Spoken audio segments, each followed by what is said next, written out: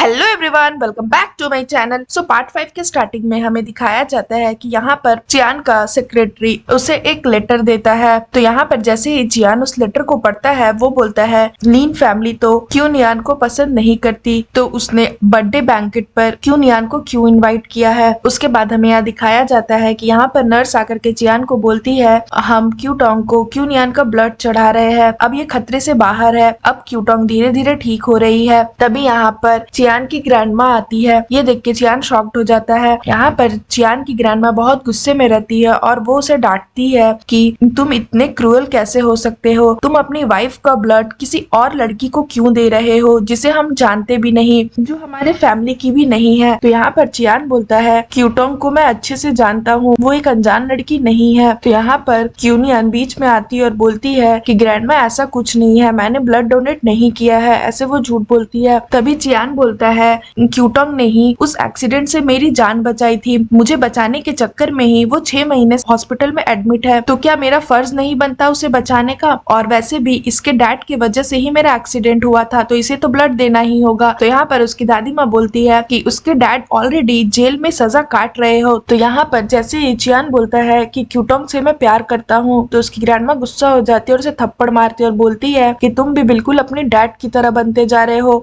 Already तुम्हारी एक wife है और तुम किसी और लड़की से प्यार करते हो। क्या तुम अपने डैड की पास्ट गलतियों को दोहराना चाहते हो, तुम अपने वाइफ का ब्लड किसी और लड़की को चढ़ा रहे हो, तुम्हें शर्म नहीं आती। तो यहाँ पर चियान बोलता है कि क्यूनियन की मॉम ने ही मुझे ये आइडिया सजेस्ट किया था और उसके बदले उन्होंने मुझसे बहुत सारे पैसे मांगे थे। उसके बाद वो बोलता है वैसे भी इसकी मॉम ने ही मुझसे शादी करा दी, मैं तो इससे शादी करना ही नहीं चाहता था। तो यहाँ पर उसकी ग्रैंडमा बोलती है कि क्यूनियन तुम्हारी वाइफ है, तुम जो भी बोल रहे हो सोच समझ कर बोलो। उसके बाद वो बोलती है कि चलो, घर चलकर बात करते हैं, और फिर वो क्यूनियन को वहाँ से ले जाती है। तभी यहाँ पर चियान बोलता है क्यूटोंग को कि क्यूटोंग मेरे लिए वेट करना, और ये बोल के वो वहाँ से चला जाता है। तभी वो जैसे ही वहाँ से जाता है क्यूटोंग के रूम में एक लड़का आता है। अब वो लड़का कौन रहता है वो हमें आगे आने वाले एपिसोड्स में ही पता चलेंगे। उसके बाद वो क्यूटोंग के पास बैठता है और उसे बैठकर देखता ही रहता है और बोलता है कि क्यूटोंग मैं वापस आ गया। उसके बाद हमें इधर दिखाया जाता है कि चियान की ग्रैंडमा बोलती है क्यूनियन को कि तुम्हारे हाथ कितने ठंडे हो रखे हैं, तुम अभी इतनी यंग हो फिर भी तुम कितनी बीमार जैसी दिख रही हो। और वो फिर से चियान को डांटती और बोलती है ये सब कुछ इस लड़के की वजह से हुआ है, तुम इसका अच्छे से ख्याल क्यों नहीं रखते। उसके बाद यहाँ पर उसकी ग्रैंडमा बोलती है कि जब तुमने क्यूनियन से शादी के लिए कुछ कंडीशन रखी थी कि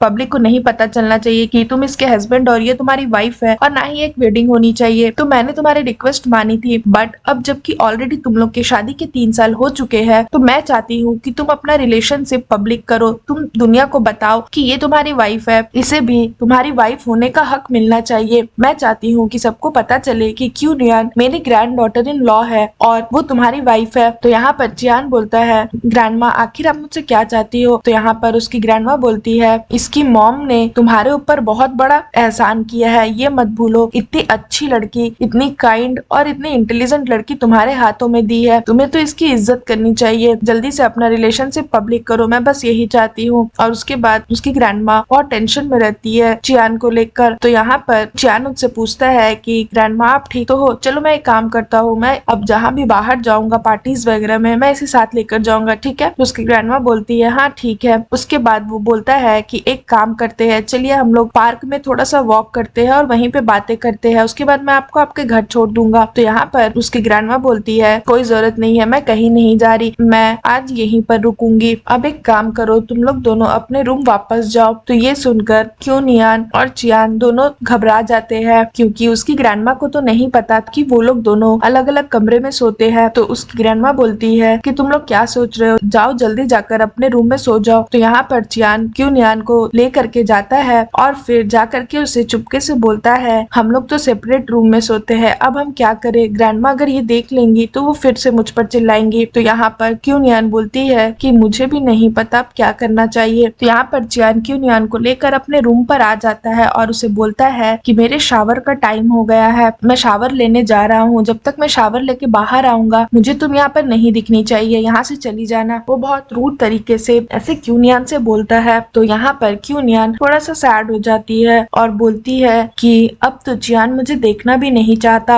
और मैं उसके रूम पर भी यहाँ नहीं रुक सकती। सकती। तो ये सोच के वो बाहर जाने लगती है, बट जैसे ही वो बाहर जाती है वो देखती है कि चियान की ग्रैंडमा तो वहीं पर बैठी हुई है। उसकी ग्रैंडमा बोलती है कि क्या हो गया, तो क्यूनियन बोलती है कि कुछ मुझे बस भूख लगी थी बट अब भूख नहीं लग रही। तो उसकी दादी माँ बोलती है तो ठीक है, बहुत रात हो गई है, जाओ अंदर जाओ। तो क्यूनियन बोलती है हाँ हाँ मैं वापस जाती हूँ रूम में। तो यहाँ पर चियान उससे पूछता है कि तुम अभी तक यही हो। तो वो बोलती है कि सॉरी मैं बाहर नहीं जा सकती। तो चियान को लगता है कि वो बहाने मार रही है। तो वो जैसे ही बाहर जाता है वो भी देखता है कि ग्रैंडमा उसकी वहीं पर बैठी हुई है। तो उसकी ग्रैंडमा ऐसे हंसते हुए बोलती है कि क्या हो गया चियान, क्या तुम्हें भी भूख लगी है। तो चियान बोलता है ग्रैंडमा आप ये क्या कर रही हो। तो उसकी ग्रैंडमा बोलती है चुपचाप से अंदर जाओ। उसके बाद यहाँ पर वो लोग दोनों सोचते हैं तो वो लोग बाहर भी नहीं जा सकते क्योंकि उनकी ग्रैंडमा बाहर ही बैठी है। तो चियान को एक आइडिया आता है। यहाँ पर उसकी ग्रैंडमा बहुत हंसती है क्योंकि यहाँ पर चियान को ये आइडिया आता है कि वो उसे बोलता है कि तुम बेड पर कूदती रहो ताकि दादी माँ को लगे कि हाँ हम दोनों के बीच हस्बैंड वाइफ जैसा कुछ रिश्ता है। तो वो बेड पर ही जंप करने लगती है। उसके बाद वो बहुत ज्यादा थक जाती है। तो यहाँ पर चियान उससे बहुत रूड तरीके से बोलता है कि जो मैं बोल रहा हूँ वो करती रहो। तभी यहाँ पर उसकी ग्रैंडमा बहुत हंसने लगती है। उसके बाद वो वहां से चली जाती है। उन्हें लगता है कि वो जो काम कराने आई थी वो हो गया है।